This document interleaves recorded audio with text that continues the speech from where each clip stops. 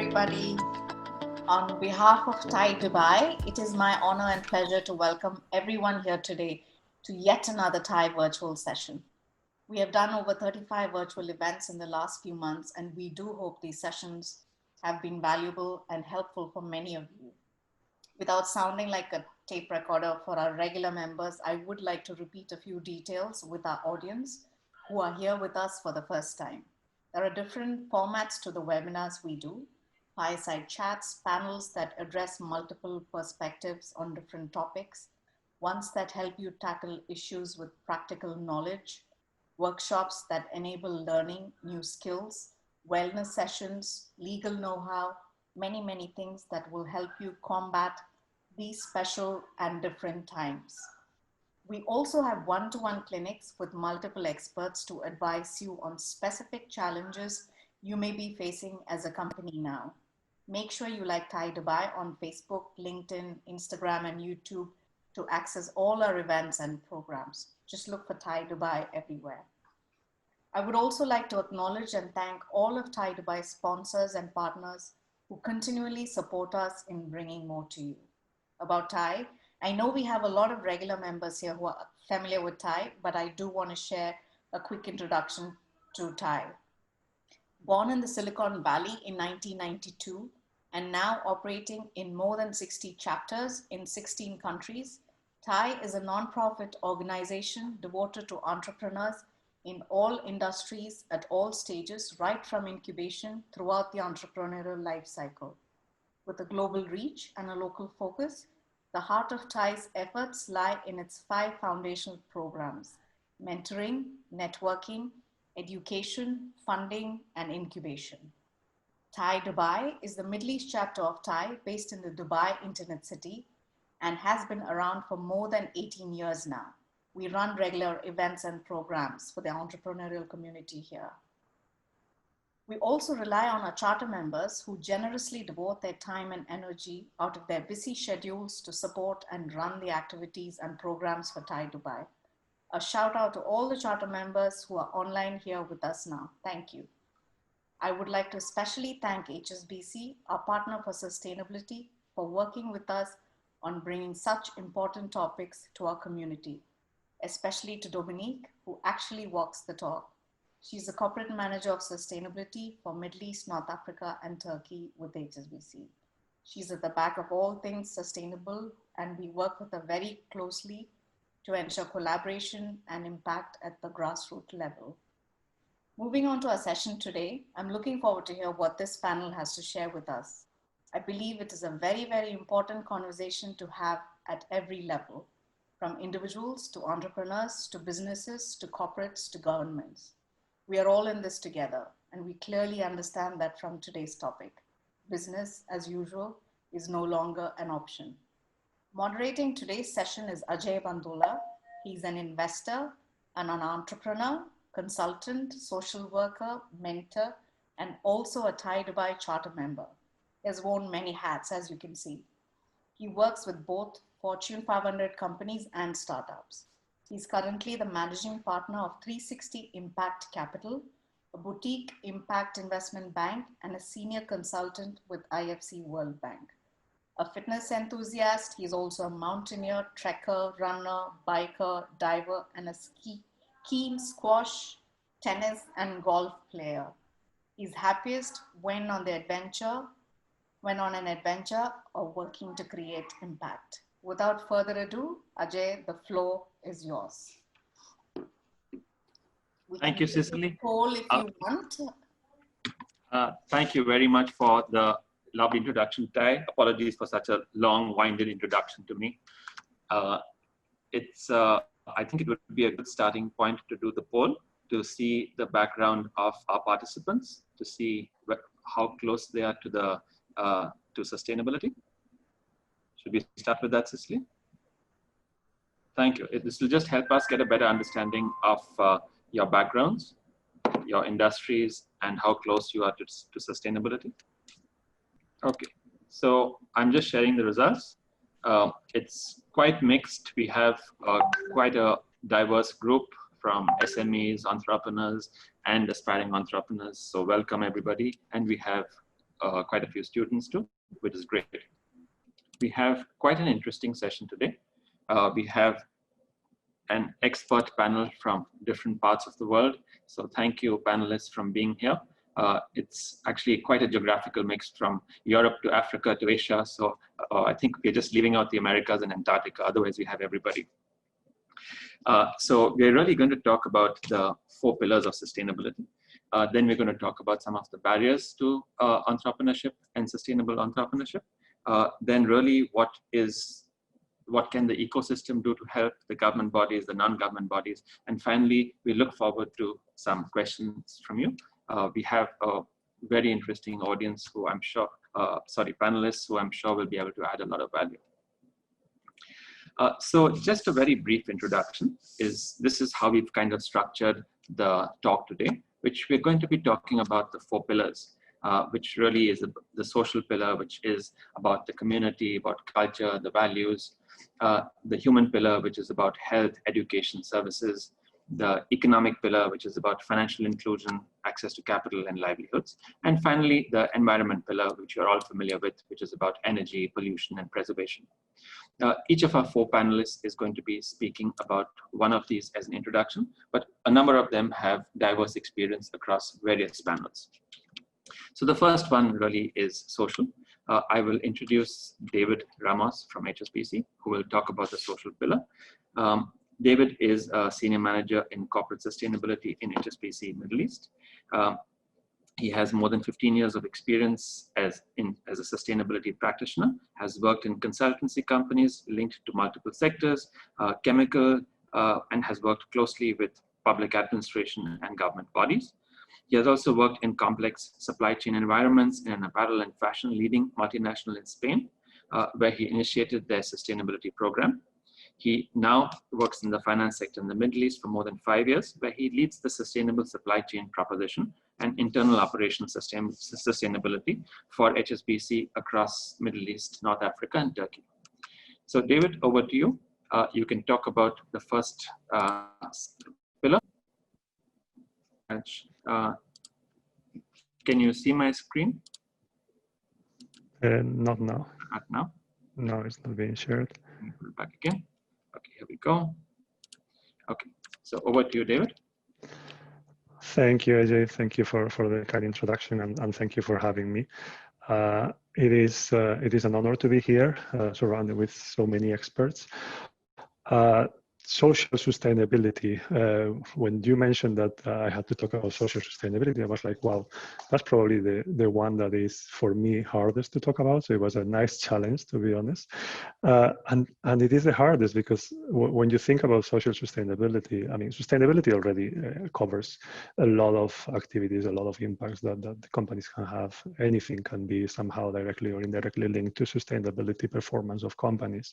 But the social aspect of it is probably even wider. Like we can talk about, let's say most of the companies, they do have very clear targets. So today, nowadays, I would like to think so, at least around environmental or economic sustainability. But the social ones usually are a little bit behind because they are much more difficult to define. Like when we think about human rights, indigenous communities, cultural heritage, or diversity and inclusion, something that is very linked to their own employees as well. They have not always been at the forefront of the discussions on the sustainability conversation.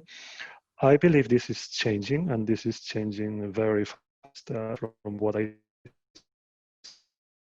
see since I joined HSBC, things are evolving very fast. You mentioned I've been 15 years working in the sector, but I can say that over the last 5 to maybe 7 years, things have advanced much faster, and I see that as well in how we do sustainability in HSBC, right?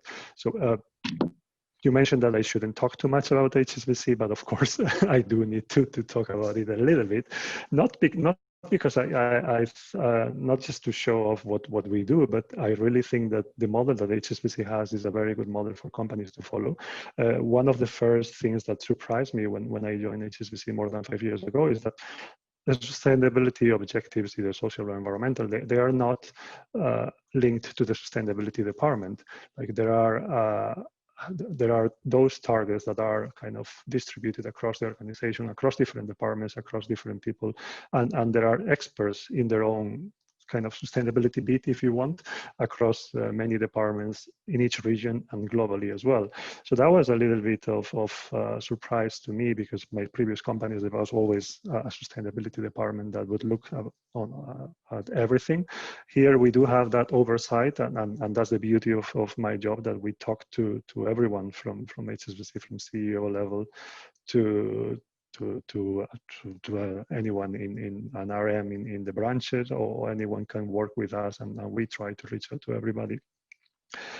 Just a little bit of background on how we looked at sustainability and the social aspect of it in HSBC.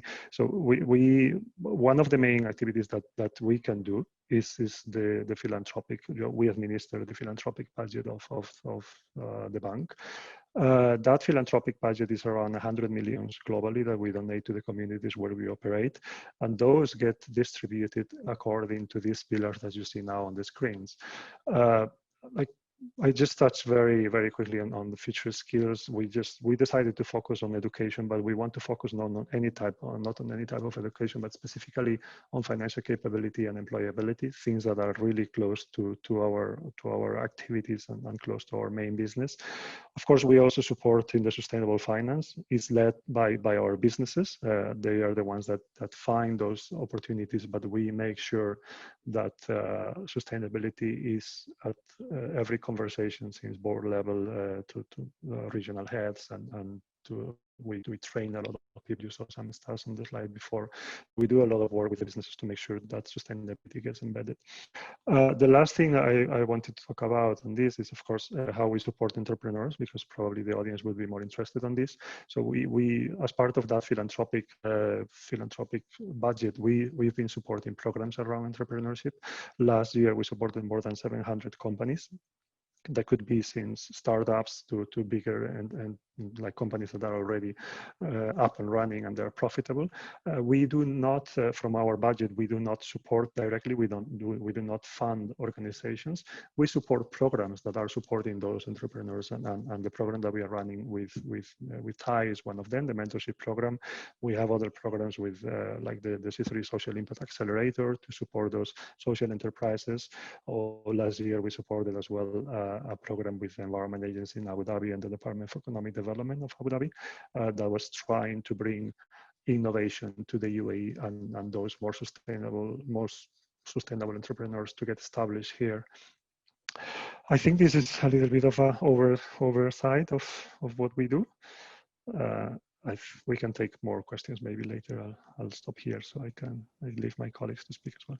Thank you, David. That was an interesting background on the pillar. You're right, social does cover a number of things, and we will talk about some of these aspects later. I'm going to now hand over and introduce Caitlin, who's going to talk about the human. And so Caitlin really comes from a very passionate entrepreneurship background. She's originally from Chicago.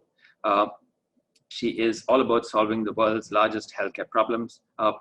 She has co-founded a company, a startup in Kenya with Flair in 2016. Prior to this, Caitlin worked in management consultancy, and she spent years as a director in the Clinton Foundation and led their malaria work throughout the sub-Saharan Africa. She has an MBA from the MIT Sloan School of Management. Caitlin, over to you. If you can tell us something about what you're doing in the pillar of health, education, and other things. Thank you so much, Ajay, and thank you for having me today. Yeah, I'm excited to kind of speak from the lens of an entrepreneur or someone who is on the ground, kind of building a very socially impactful but also sustainable company. And so I think that when we think about sustainability as it relates to healthcare, there's kind of three different elements we think of. One is how healthcare really is a platform for so much more, and I'll talk through that. Two is how do you leverage technology to achieve a lot more and do it faster as well as more affordably? And three, how does the financial model for healthcare work? I think in many places in the world, it can be a public service, but in most emerging markets and where I'm based, it tends to be actually, out-of-pocket expenditure as it relates to healthcare.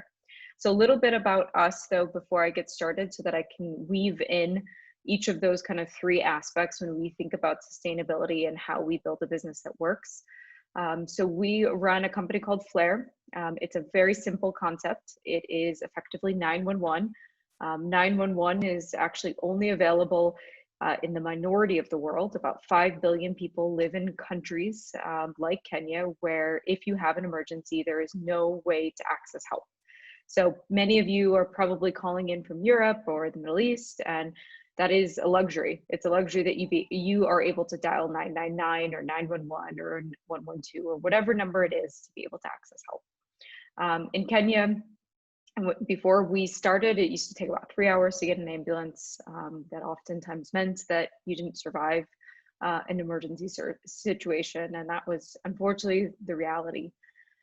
So now fast forward to what we do today, and when we think about sustainability, we're constantly thinking about, if you just think about the definition of what is sustainable, it's that you're investing in something that can continue and isn't something that will continue to require one-off or repeated investments.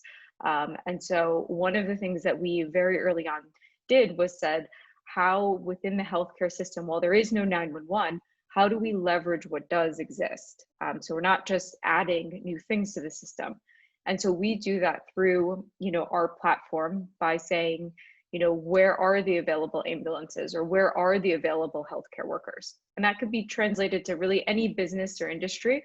But I think that that's a really key part of sustainability, is working within the system in which you operate, not just coming in and transplanting yourself.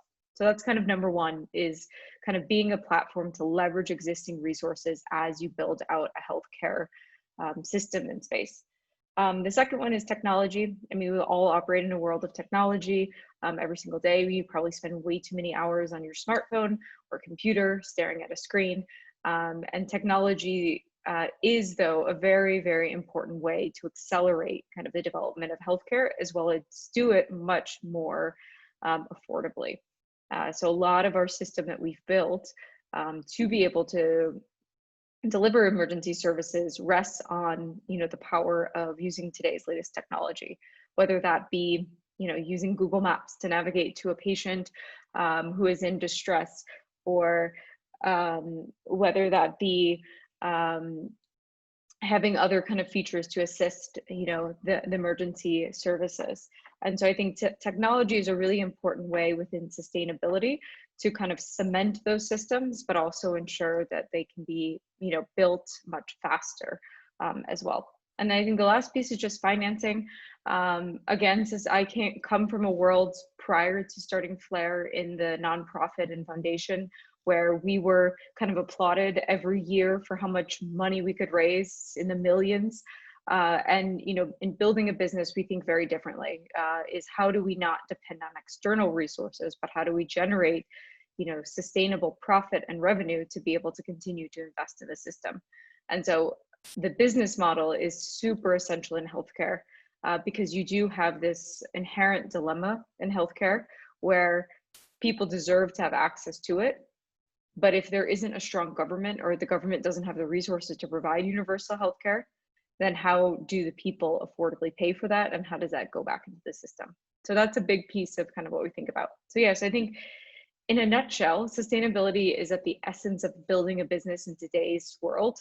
And the way that we think about it is, one, how do you leverage existing resources so that you need to invest, tremendous amount of money, and you can actually take advantage of what does exist. Two is, how do you use technology to accelerate what you do? And three, how do you think about the business model? Because that's key within a sector like healthcare. So with that, I'll hand it back to you, Ajay. And I look forward to continuing to kind of talk on this panel throughout the other parts of it. Lovely. Thank you, Caitlin. We do have a number of entrepreneurs and want-to-be entrepreneurs on this panel, and who are the attendees. So I'm sure there'll be lots of questions to you. Just a note that if anybody has any questions, please put them up as you go along, as you think about them, and we'll address them, some of them as we go, and some of them at the end.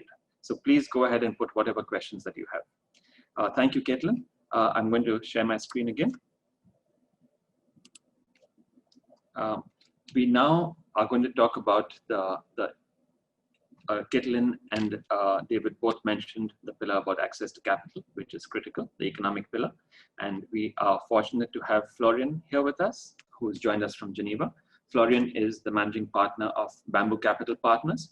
He is basically an entrepreneur and impact investor, and his personal leitmotif is to be able to impact lives and share profits.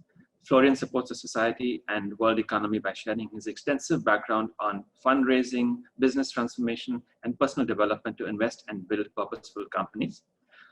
These impact-focused enterprises are mitigating some of the world's largest challenges: poverty, uplifting wealth, wealth distribution, economic inclusion, global warming, pandemics, and mass migration.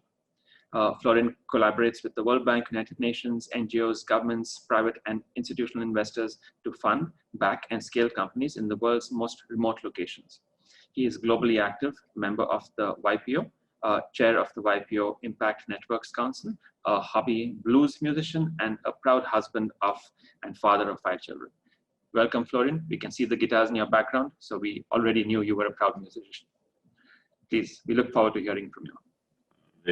Thank you. It's a pleasure to be here and participate on this panel. I hope you can hear me well. So maybe AJ, you want to go quickly on this next slide? Yes, exactly. So basically looking at, we are focused on financing commercial companies, servicing the low-income population in emerging markets. Asia, Africa, Latin America. We have done that for 13 years when my partner Jean-Philippe created Bamboo Capital initially. And we focus really on, on the access and affordability of goods and services to the low income population. And those services usually are access to money, access to energy, access to healthcare, access to education, but also their own productivity, which is smallholder farming in a bigger portion. And we have seen that when we want to really do impact investing, large tickets do not necessarily help. So you have to go in areas and focus on areas which are more difficult to finance. And that's where we really pride ourselves with our team. We are Luxembourg based and regulated, but we are investing exclusively in the capital here in the geographies for the rural poor. And we have seen that the way to invest private equity or private debt, that what we focus on, and basically help to create and scale SMEs. And thereby we measure what's happening on the ground, on the impact, but also the financial returns from a fiduciary point of view back to our investors. And we have seen that in order to focus what we do today on the so-called missing middle finance, which is beyond the microfinance, but below where the banks lend, or early stage investment in companies. And by the way, technology, tech enabled or tech is a big piece. We have over our originally 6 legacy funds. Now we have another batch of 6 funds, all structured in a very different way. We do blended finance. So we have a catalytic first loss coming from governments, NGOs to protect the commercial investors. And then you can see that a little bit on this here. So we have layers different, which basically makes the overall cost of the yield itself or the return lower because it's risk reward adjusted, and therefore we are able to invest in these areas. Next. If you could next. Yes. So and then we get really to work. And work is on the ground. The work is that, as we work now in our new funds and partners with NGOs and partners with multilaterals, also, for example, Smart Africa. It's really about the technical assistance on the ground. They have large teams on the ground to make the companies investable. And then we really measure the outputs, the outcomes, and of course, then classify that according to the SDGs. You could next slide. And that's where we really measure then with our data per SDG today, didn't exist 13 years ago, what is the impact on the ground, and we report an impact report on that. And it's very interesting to see that the role of technology, the role of access to finance, actually, you mentioned, AJ, the capital, that has been one of the big problems in the past because you could not see, the problem was the access and affordability of goods and services. And technology actually helps there. Technology helps it from an access point of view, but also from price point of view. So really we see an exciting development in the technology space. Again, same sectors. Now it's fintech, clean tech, health tech, ad tech, edtech, and agri-tech. So it's an exciting development to see. And it's really where we try to measure actually the effect also on people, as you mentioned in the previous pillar, you know, in terms of economic inclusion, livelihood, but also transformation in terms of having access, the, you know, off-grid population, and of course having access not only to the financing, but also to the internet in today's world. So those are, that's where we have our eyes on, and we are really excited about collaborating with large organizations, which historically have been on the non-for-profit side, and now coming double down in the impact investing space.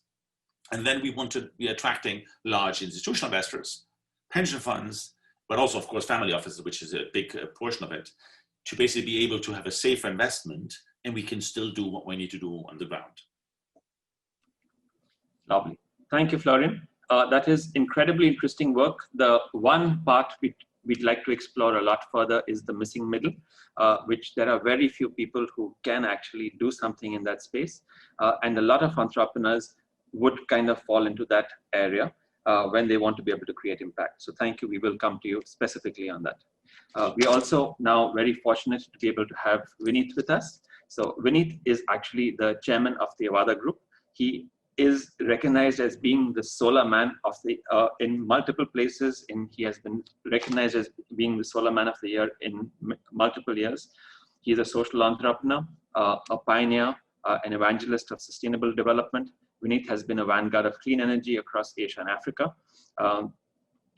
Avada is really the culmination of his vision in conducting businesses for higher purposes, for developing the community, to be able to grow forest mechanisms, and to be able to be well received in line of the SDGs.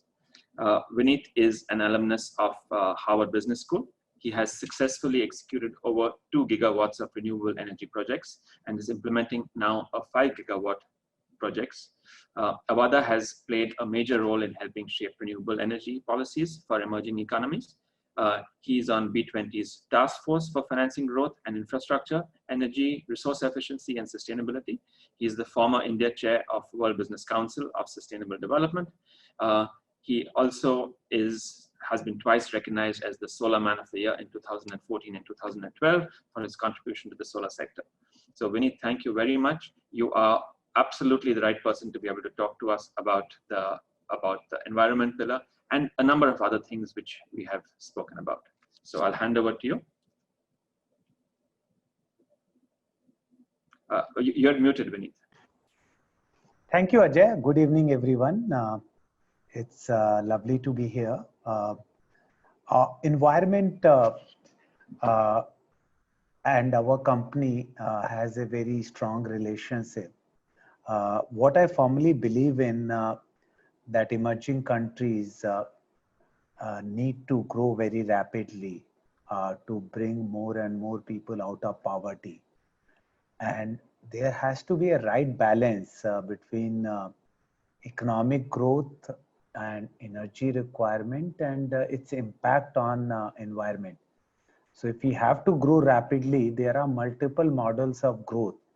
But what is the best model of growth is where you can grow sustainably and coexist with not only the community, but with the natural resources. And in Indian culture, we have various literature, and our Atharveda, for example, talks about Mata Bhumi Putro Aham Prithvya, which is a Sanskrit sloka, which means Earth is my mother and I am her child. So in India, actually, we worship all the natural sources of energy. So if you look at water, we worship the sources of water, river. River Ganges is one of the most famous river. We worship Vayu, which is air, which is available in abundance to convert it into a green wind energy. We worship sun as a god. So our culture is very inclusive in the nature that we consider all the natural form as a source of divinity, which helps us to bring the right equilibrium in the natures. And our name of my company, Avada, actually when we started the company, we had various choice, and we said, let's examine why do we exist as a person and why do we want to start a company, and what do you want to be remembered as? So when you die, what you want to be remembered as, and would anyone cry and anyone miss you out when you left the world? And we said that whatever we want to do, we want to be it to be purposeful, we want it to be sustainable, and it should not only be profitable venture for our shareholder, but it should be impactful for the society. And we came up with the word Avada, which is a combination of word Ayurveda and Vada. Vada in Hindi means promise, and Ayurveda means science of life. So whatever we do has to improve the life of human race, and that's how Avada got formed. We focus on sustainable investment. We had set up India's first large grid-connected solar farm way back in 2010. And since then, we monetized part of our company. We were the first company in India to achieve 1,000 megawatt of operating solar and wind farm. And we sold that division for $1.5 billion to Tata's in 2016. And now Avada has more than 4,000 megawatt of pipeline across India and Africa, and lot of projects are done in the area which has not developed so much. So the solar industry and wind industry and renewable at large gives the opportunity for us to serve the underserved. So when we go to the remotest part of the country and establish these plants, not only we create employment, but we create hope, and we give them more purpose and meaning, that their place has the potential to succeed. And if a company from outside can come and create that ecosystem, why not every individual in those community can create the ecosystem and be successful? Next slide, please. And we are supported by global investors like Asian Development Bank, DG, FMO, and Proparco. And part of our goal is that whatever profit we make out of business, large portion of it gets back into our foundation activity, which primarily focuses on causing impact, like say for example, setting up off-grid in the remotest part of country in Himalayas, Kargil, where when we set up the off-grid solar plant 3 years back, they had seen electricity for the first time since ages. So they had not seen it, and it has a huge impact, because we strongly believe and have experienced that electricity is inversely proportional to poverty. And when you bring electricity to the remotest part of emerging country or any part of the world which has never been electrified before, it changes the complete landscape, aspiration, and desire of people in those community. And since then, our foundation has done multiple off-grid projects as well, where we have, along with the batteries, we have provided power in the peaking hour. And the other thing what we have started doing is that in our plants, we start particularly in large solar farms, there are many areas which gets unutilized. So we are seeing that how can we cause more positive impact to the environment by, say, putting up thousands of trees, or say growing aloe vera below our solar panels, and creating a commerce out of aloe vera juice and using that money again to deploy back to the society, so that your social initiatives are self-sustainable. So I think the way I look at is that environment is serious business, and multiple generations have not taken care of environment in our lust and greed for more energy, more ease of living. I think the time has come where we as a humanity become more conscious of our action and live a life which is more sustainable. And whatever we do, we look at aspect, will it cause positive or negative impact to nature? And also probably ask the question, do we have a right that what we inherited from our forefather to abuse it and give the worst version of that to our next generation? So I will leave you with that question, and maybe more in next question and answer session. Thank you. Thank you, Vineet. That was a very interesting background. So basically, the key, so some of the questions are coming. I'd encourage all of you to keep putting your questions on. Some of the things which people have been asking really is, what are the greatest barriers? What is stopping? So these are great things that we are doing, that you all are doing. There's a phenomenal impact that you can do. Really, what is stopping some of these? So we've talked about various barriers. Some of the ones that have been discussed by you, some of the ones that the audience has put up, is really about capital. So is the pricing too high?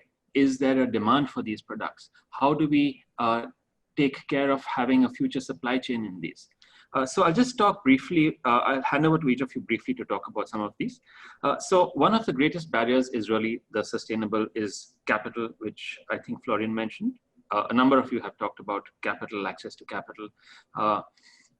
So perhaps, Florian, you can tell us a little more about the missing middle. So we know that there are large companies that get funding. We know that there are the microfinance sectors that get funding, but there is a big gap of people who, specifically sustainable companies and others that are SME kind of companies, that are hard to fund.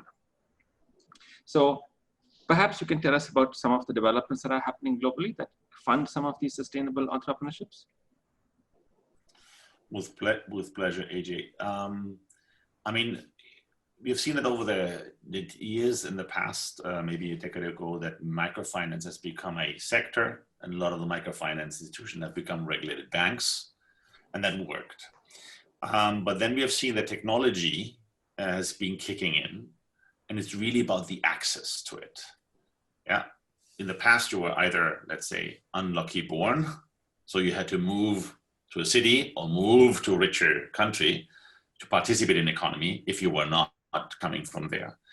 And that is changing now. It's changing because, again, even COVID and the crisis accelerates actually. So that we have seen that you can bank unbanked people by technology, by fintech much more. So you need technology behind and can do so.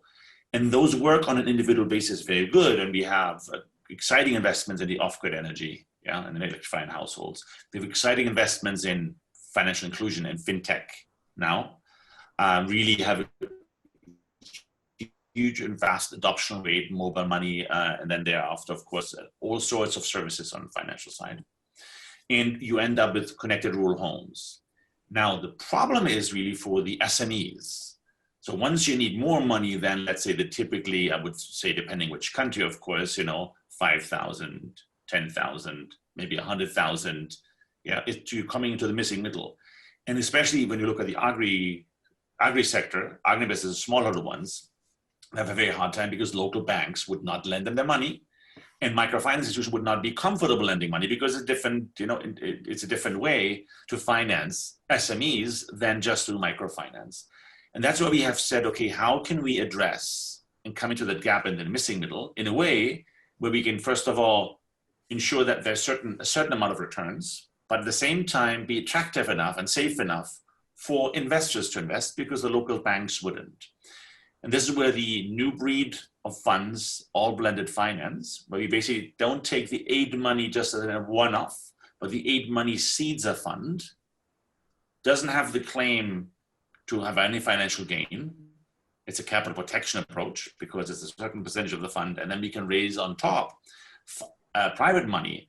And the investor is okay because of a lower risk reward return to have lower yield of it.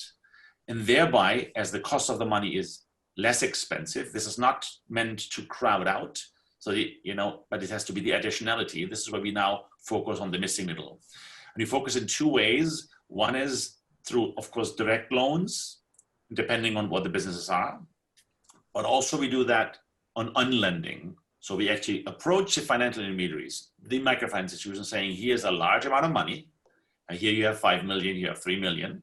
And I want you to slice it down and localize the financing in a sector. So my yield, my return expectations are lower, adjusted, sometimes cut by 3. And therefore we are able to go at riskier. But then also the role is you need TA experts to make sure that, as it's very fragile organizations, to make them investable. And of course, this today in a COVID scenario, where you have the rich countries bailing out their SMEs, this is where you look at the emerging markets, and there you don't have only, quotes, healthcare and an economical crisis, but you also have a humanitarian crisis because people cannot just confine. And this is where you see that these SMEs are hit hard. And that's why it's even more urgent to do something about it. But that's the approach we have, trying to align different parties together, also using technology or tech-enabled solutions to help companies scale. And we see that also in our existing portfolio. The non-tech companies have a hard time because the valuation is going down. And the tech-enabled or tech companies going through the roof because the adoption is much faster of their goods and services in the same areas and to the same population.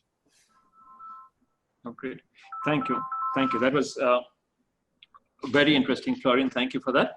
I'm sure a number of entrepreneurs are going to be coming to you after this and say, okay, we now need funding for our businesses. So watch out. Make sure you have contact details right after this. The other issue which keeps coming up really is one of pricing. And that is there a need to be able to pay higher pricing for sustainable goods? So we've seen it in free range products, we've seen it, some of it in power sectors, and some parts of this come from subsidies that are given or inequalities in subsidies, etc. So I think, Vineet, you may be the best person to be able to answer this, and not just for the power sector, but as a general purpose. Is the reality that there is a need to be able to pay more for sustainable goods because otherwise they're manufactured in a very unsustainable manner? I would agree partially. In my experience, what I have seen is to make the behavior change, governments and large institution will have to create an enabling framework. So that means maybe giving a subsidy to start with. Say for example, in villages where we work, we like to work with women. So basically what we do is that they are usually very good with the stitching, or sometime with the typing, or sometime each woman is unique, so they have different skill set, but usually they have done hand-based stitching a lot. And what we try and do is to provide them regular source of income. We give them 3 months stipend of 5,000 rupees for them to come and learn it on the stitching machine. So when we create the incentive, they initially come for that 5,000 rupees a month, and then when they get trained, they start earning 10,000. So actually in some way we are incentivizing them to change their behavior and create an incentive structure. For example, in solar, when I started 10 years back, the tariff were close to 20 US cents. And government was doing a heavy subsidization because thermal powers were those days at 6 cents. And 10 years down the line, now solar is at less than 4 US cents and thermal has become at 10 cents. So when you create the demand, you create the ecosystem, you create the policy framework, then the whole market gets developed. But if anything has to be subsidized forever, that model is not going to work. You can increase the willingness to pay only when people start adopting and using it in the bulk, and you can start making more returns. So initially, investors have to look at little less return. Government has to give probably more higher subsidy. Entrepreneurs have to take larger risk. And when the scale develops, then it just boosts. Then doing good karma becomes financially rewarding as well. And that's what we are seeing in a lot of the social enterprise across multiple states in India and Africa. And the other challenge is that don't create unnecessary barriers. Like say, for example, in India, if you are in thermal power business, you get subsidized coal. And say even GST, which is our taxation, is close to $7, like 5% on the coal-based power generation, whereas the GST is close to 9% on the solar power generating system. And there's no subsidy given to the solar power sector anymore. So after the sector has matured or has started delivering, create a level playing field with the existing industry, so that you are not punishing something which has become very successful, because that can create the lopsided market again. Yeah. So policy plays a very vital role, and startup incubation help is the only way to go and create the marketplace. Thank you, Vineet. Very interesting points about there being a need to have a subsidy initially to be able to create demand, but keeping it and not continuing the subsidy after there is a demand created. But the key really was, I think you mentioned, just creating the demand, which is the really tough one. Yeah. So perhaps I could sorry, do you mind if I add something to that one, just to build on the comments from Vineet? Thanks. So I think it's very interesting, the demand side and creating that bigger demand so we can scale and reduce prices. But one thing that I think we often forget when we look about pricing of sustainable goods is not that sustainable goods are more expensive. I think the reality is that we are not paying the fair price for the goods that we are buying now, because we are not incorporating externalities in those prices. So like a very simple example that came to my mind: if we buy organic coffee, of course it will be more expensive than non-organic coffee, because we don't have the price or the cost of the damage to the environment that pesticides are creating and the runoff that goes to the lakes and kills fish, and at the end pollutes the water that we drink. So that's a very important aspect to consider when we are thinking about pure pricing. There was, I think, the first company that did an environmental profit and loss, it was Puma a few years ago, and it was a very interesting exercise, and more companies are doing that in the framework of the Natural Capital Coalition. So I think it is something to definitely explore and make the consumers understand that the price we are paying now is not the actual price, it's not the real price. Oh, thank you, David. And that's a really good point in terms of creating awareness to be able to generate demand. So this is something to the entrepreneur amongst us who really has created the demand. And there's a question to you also, Caitlin, that perhaps you could answer in the same, because you mentioned technology to be able to scale. So can you tell us about what you believe about creating demand? How does this really affect sustainability? And did you use technology to be able to create demand, or to be able to, let's say, grow Flare? Yeah, thanks, Ajay.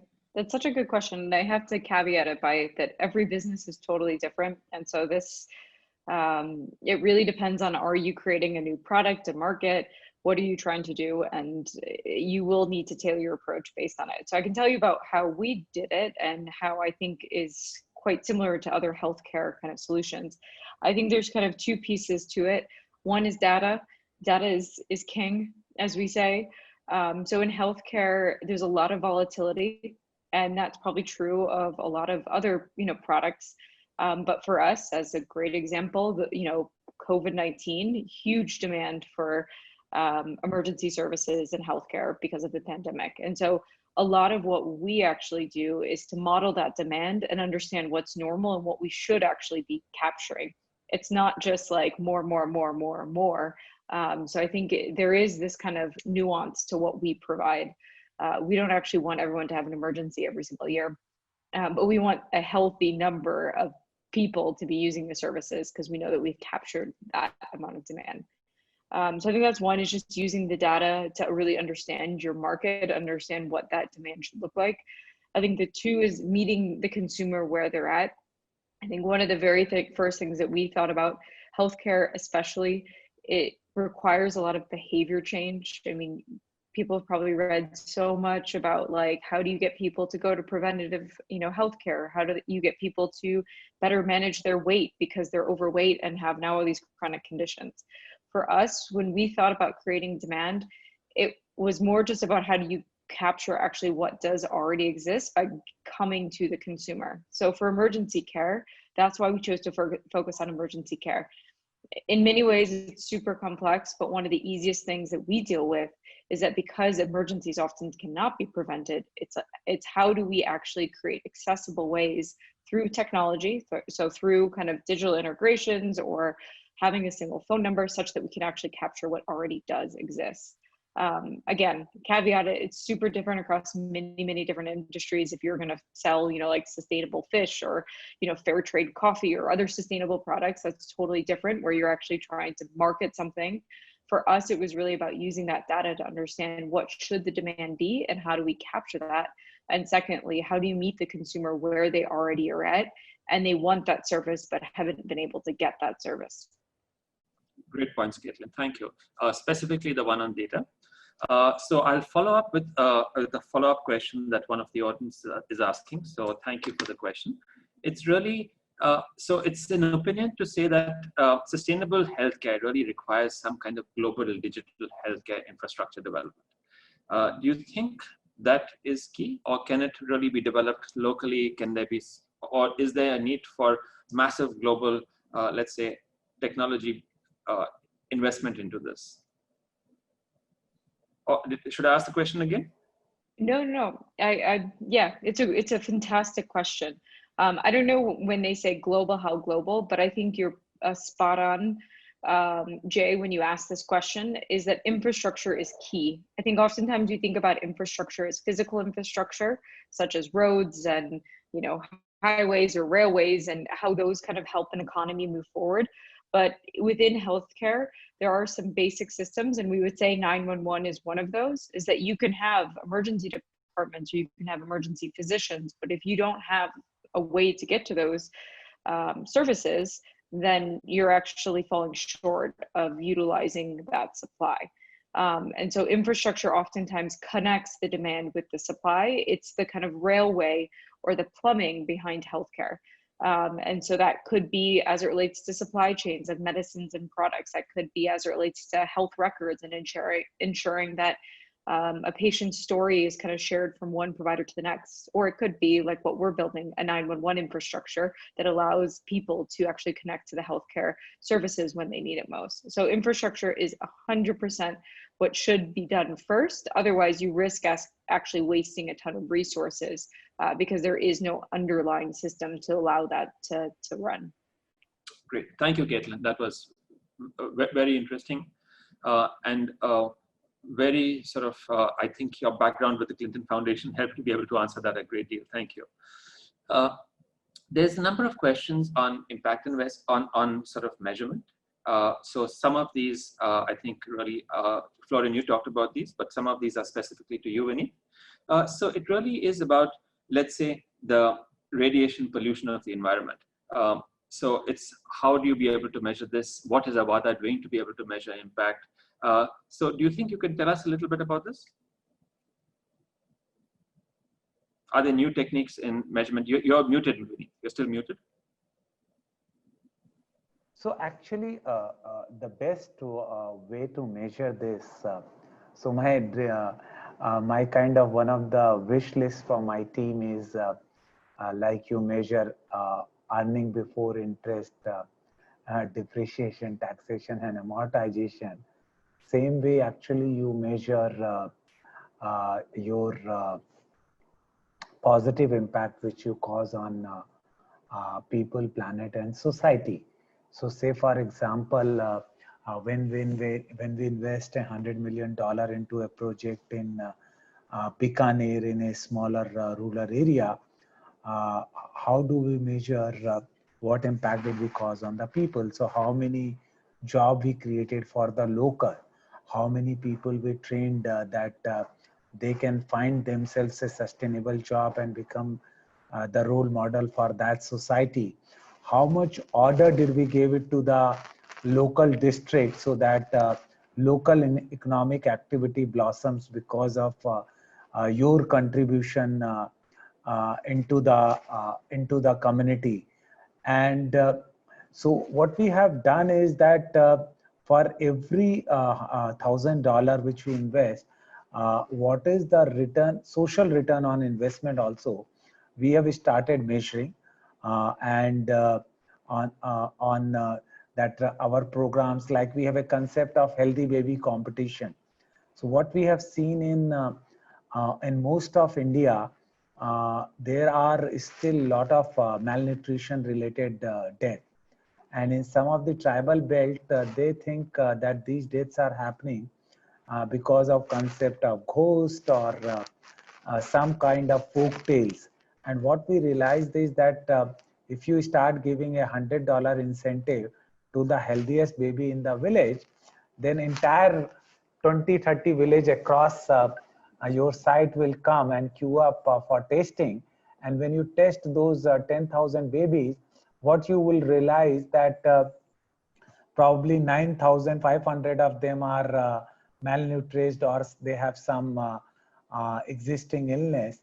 And if you can provide them doctor and medicine on the sustainable basis in a camp in 3 to 6 months program, you will be able to almost control malnutrition related death or death during the pregnancy, and can solve several social issues. Similarly, say for example, we saw that if you want to make kids more responsible in the rural school, we not only provide the teacher who train the kids directly, but we actually encourage every school to say plant thousands of trees, and we give one kid 5 trees responsibility. And when the those trees survives for 3 to 5 years, then we give the incentive of $50 to the kid. And we have a program called Hug a Tree. So we have started measuring these data points that what kind of impact each of our action is able to cause, and how can we scale up and make it repeatable and definable. So currently these are not very well accepted metrics across the board in India, but we have started this as an initiative. We have been doing this for past several years, and hopefully we are hoping that someday our Ministry of Rural Development will make this as a benchmark matrix to evaluate impact investing in India. Thank you, Vineet. I think we've run out of time, or do we have time, Cicely, for one more question? You could close it with one last question. Okay, so there's one last question, which is an interesting question, which really I'll read out to you, Florian, and perhaps I can build on it a little bit. It really talks about the use of blockchain and using a tokenized fund to be able to raise funds for SME. But perhaps we could build on that a little bit and say, are there uses that we can have of, let's say, some kind of crowdsourcing fund linked to a blockchain kind of mechanism on the back of something like this? So I don't know if you all have used it or somebody else has used it, but the idea is to be able to use some kind of crowdsourcing and some kind of technology into this new world of funding that you talked about. So specifically, we look in technology, and as we invest in companies, and when you go rural, blockchain is great because, you know, distributed ledgers, smart contracts is something actually which helps on a distance to do safely transactions and trace it. And that's what we invest in also.